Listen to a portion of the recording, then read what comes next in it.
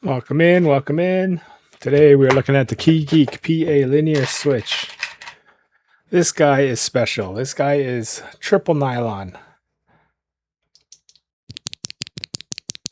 Triple nylon. Let's take a look at these specs real quick. I want to try to get you into the sound test as soon as I can. All right, we've got the Keygeek PA Linear Switch.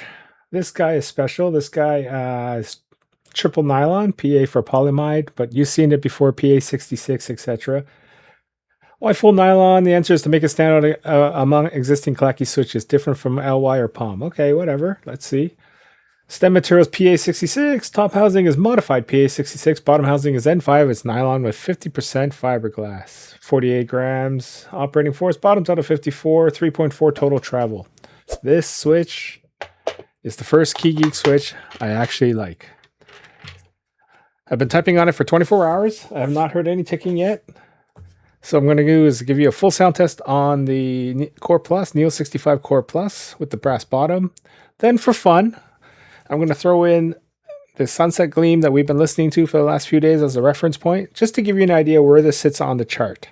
Where the mid-clack, high-clack, etc. versus right now my standard, my gold standard, S-tier, Sunset Gleam V2. Here come the sound tests.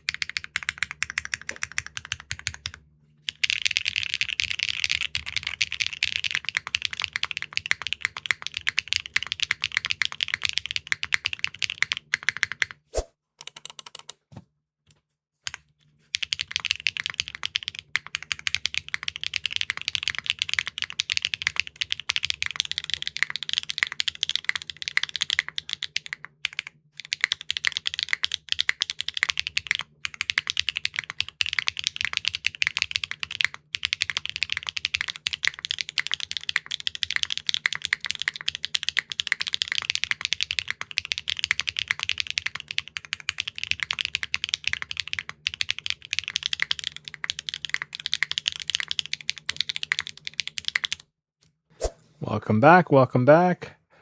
These Keygeek PAs, they are pretty damn good. I really like them. I don't usually like Keygeek plastics, but these ones so far, I've been running it for 24 hours, have not ticked at all. Pretty damn good. This all nylon blend is basically kind of like a long pole cherry. A little deeper, but really nice. I think it's important to note, like, as I was listening to the back-to-back with this against the Sunset Gleams, it's a different board. It's got a copper weight. This one's got brass. This one's got an alu plate. This one's PP. So it's not really directly comparable.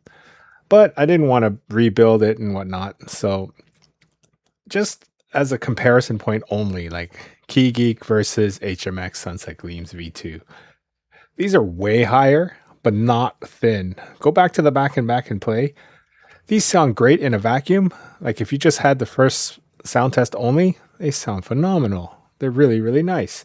You back-to-back it with the Sunset Gleams, and then you put a real smile on your face. It's like an extra octave higher in clack, but still very, very full. Really nice. I really love this Gleam switch. In fact, I bought 200 switches more with my own money on Unikeys just a few hours ago. So I'm going to get another 200 because I want to solder them down on my permanent builds. But I needed this set that's in here for more back-to-backs on Hot Swap. Keygeek PA, all nylon blend. This I can recommend. I do like this switch a lot. I think what's super interesting, though, I've already I'm repeating myself here, but as I watch other sound tests and people go like this, I'm looking at you, Destin. Start making back-to-backs, because by the time you've run this and then a minute later you run another switch, I've already forgotten what this switch sounds like. And to be honest, by the time you get to your third or fourth switch, you know, they all sound the same. You got to run them back to back properly to get a proper comparison like I just did. This, if I just ran this by itself, it would be a phenomenal sound test. You gotta run a proper back-to-back with the sunset gleams or some kind of reference point, and then you're like, okay, this is where this sits on the chart. Having said that, I love these. These are still a buy. For some of you that don't like the ultra clack, want a little bit in the middle, mid clack, mid to high clack, honestly, this is the first time I'm glazing a Keygeek switch. This one is good. Grab it on Unikeys, use my code shylocutus. Next up, I've got a whole bunch of wing trees. Peace out.